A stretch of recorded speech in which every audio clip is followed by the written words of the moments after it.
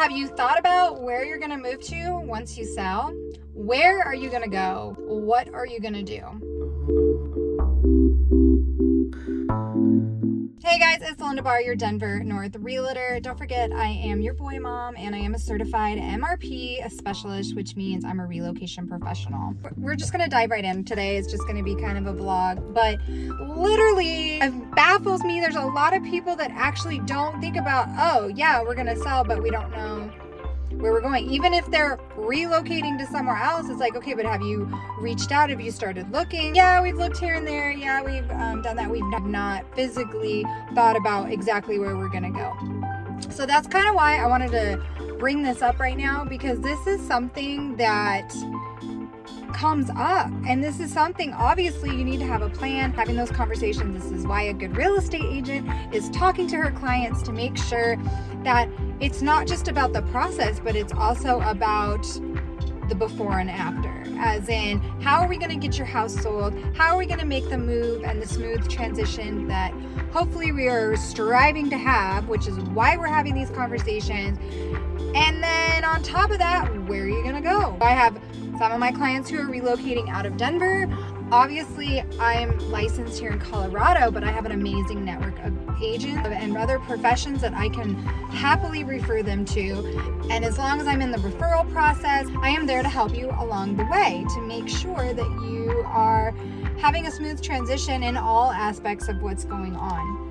Now, obviously, I have clients who are moving here. So it's like, okay, well, where are you going?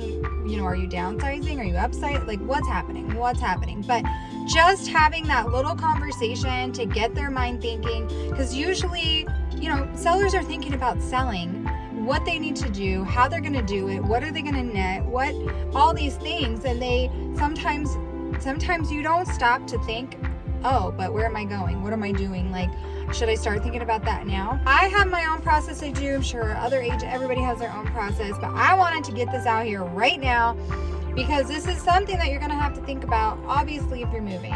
I want my clients to know that there's always options, especially if you're being proactive and planning ahead. Right now, with today's market, it's good to know you have options. Right now, for my clients who are staying, it's like, okay, are we looking at new builds? Are we looking at current homes that are already built?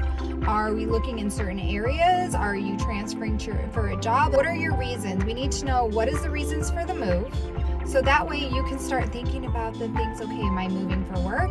Cool, then obviously location's going to probably play a huge factor. Again, are you moving to upsize? Are you building a family? Are you looking to downsize? School districts, there's all these different things that are gonna factor into those reasons why you're moving.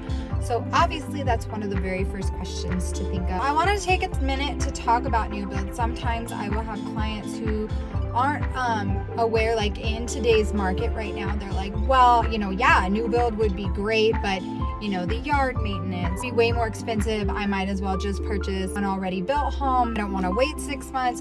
There's all these things that may be hindering you as a seller, or, you know, if you're going to be moving on why. So these are, again, other questions. If it's on the table, fantastic. I think new builds should be on the table. There's so many options right now. New builds are being very competitive with the current housing market, which is amazing. There's a certain location, then we'll start looking in there. Okay, well, we got the location hindered down. We got what your criteria is. Okay, great. Now we're going, okay, we know what your stipulations are with the sale of your home. Is it contingent? Are you going to be able to, you know, sell? Are you going to rent or move in with somebody while you search for your other home? Like, these are all things that we're going to be talking about during that time, which again is going to go right back to why we're having this conversation on why you need to be proactive and thinking about, hey, we're just focusing on the sell right now. Okay, that's great, but let's start focusing about where you're going to buy and live too, because honestly, it all ties together at the end of the day, or helps me create the timeline that you need for why you're relocating, why are you moving, what's happening. Whole new build situation is pretty crazy right now because builders are, there's so many things. If you're really picky about certain things and you're like, you know what, we're really looking to upgrade, I don't mind doing a fixer, but I really want to be able to pick things. Cool. That's a great place to start, is with a new build, right? Because new builds usually, They'll give you the time frame of when you need to buy, which can also flow into the time frame of when you need to sell, depending on what your actual time frame is. If you can hold it out a little bit, cool. We can plan and tailor a plan to go for that timeline. Now, if you need a quick move, obviously there's other options. We'll get into that in 1 second. As we go through the new build process, some builders are giving seller concessions. Some builders are also doing what we call rate buy downs. Some are paying HOA fees. Some are paying closing costs, or adding and bundling their incentives with their preferred lender. If you choose to go with their preferred lender, if you need funding, maybe you don't need funding and you are using an all cash, which is a situation I have right now with one of my clients. So it's like, hey, if that's the thing, they will still have incentives for you. It doesn't matter what your situation is, but these are all things that we are going to be asking. These are all things that we're going to be coming at so that you are best informed to understand that new builds are completely on the table right now if that's an option you want to look at. Now, when I was talking about time frame though, so let's say, yeah, I'm really picky about fixtures, but I really need to move in a month. Well, guess what? Some builders right now have inventory that are move-in ready. I just closed on one for my client, brand new build, and he was able to close in 30 days, just like we would on an already built home. Obviously, at that stage, he's not picking out all the features or all the custom, if there's semi-custom or whatever that is, but he was completely happy with what he saw. We got to tour the actual home that he was going to be purchasing. I know a lot of you have been asking and wondering about how these turnaround times work and how is this working. And guess what? On those type of builds also, again, we're seeing those incentives. So it doesn't matter if you're waiting 6 months to a year to purchase and move into your new build, or if you're going to be purchasing one that's ready, move in ready now, they are still giving incentives and concessions. As we move into, let's say, find some existing homes that are catching your eye or are in this certain area and you're like, you know what, I do like these homes, I like this neighborhood, then obviously you're already going to be in an established neighborhood. You're already going to be moved into an established area. It might be something that's important to you. So those are also things to think about where you're like, you know what, Linda, yeah, we want the new build. Maybe we'll do the new build. And then it's like, well, wait a minute, we really want to be in this school district, or we really want to be in this neighborhood we really like. There's a ton of advantages for that too. We are seeing more homes come on the market. We are seeing more buyers come out. So we are seeing that flux where, you know, you watch my channel, you guys know that we were in craziness. It was a seller's market. Then they're trying to say we're in a balanced market. We're nowhere near a balanced market, but we definitely are, what I say is like a more fair market, to where sellers and buyers are doing this. Like, we're coming on we're leveling the playing field to try to make everyone happy. Don't have sellers running away crazily happy and buyers having buyer's remorse. We're definitely not in that time right now, which is amazing. And again, this is why those builders are coming out and giving those incentives. On top of that, obviously with new builds, you're seeing like more modern, you're seeing a kind of, you know, different construction types.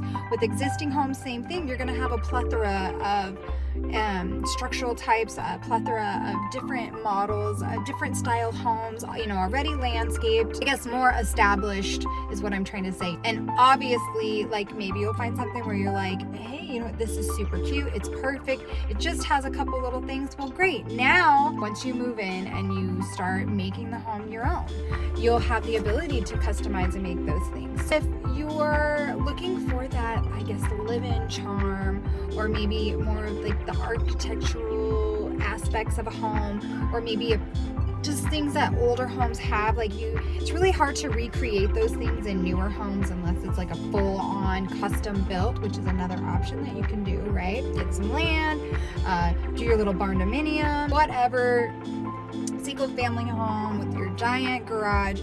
Those are all options too, but the lived-in homes, like some of the older homes, maybe it was remodeled, but it still has those older characteristics that some of the new builds you aren't going to see have. Lastly, just like tie in kind of with the relocation portion of it, if you are not staying in the area on to which you are moving from, like sometimes, you know, people will just be upgrading, so they'll just move neighborhoods, or they're moving, you know, 10, 15 minutes away, or sometimes they're moving an hour away, but sometimes they are literally relocating out of state. How am I a part of this process? I have my own little process that I do and my own thing. I don't know know what other agents do. I just know what I do because I value my referral network. I value my relocation clients.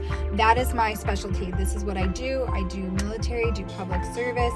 So I like to be involved, help that agent, help that client, make sure that everybody's communicating throughout the process. This is why it's so important for me to know, like, what's your time frame? What are you doing? I had a client who needed to sell and he was moving, but he still had a few months, and we were going to be closing a few months prior to him moving. So it's kind of like, okay, well, what are you going to do in the meantime?